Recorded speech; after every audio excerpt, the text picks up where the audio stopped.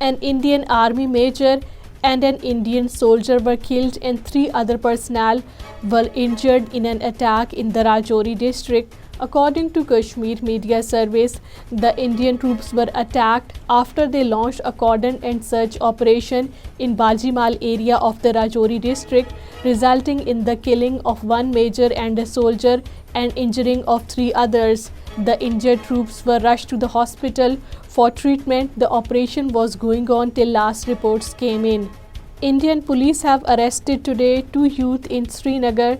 According to Kashmir Media Service, the youth identified as Mumtaz Ahmed Lone and Jahangir Ahmed Lone were arrested by the police during a search operation in Bhimna area of the city. The police have claimed that they were carrying arms and ammunition. Indian troops continue so-called cordon and search operations in different areas of the Rajouri and Kishtwar districts.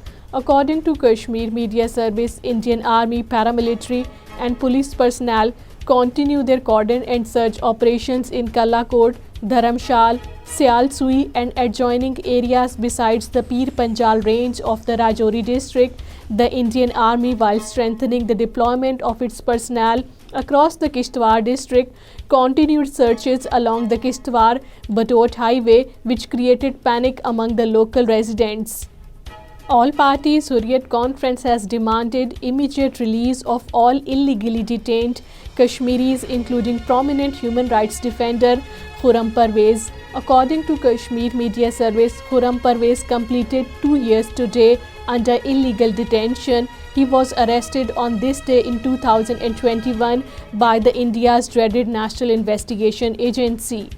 Narendra Modi-led Indian government continues to victimize the government employees in occupied Kashmir for their affiliation with the ongoing freedom movement. According to Kashmir Media Service, in its latest move, the Modi-installed puppet regime of the occupied territory has sacked 4 government employees.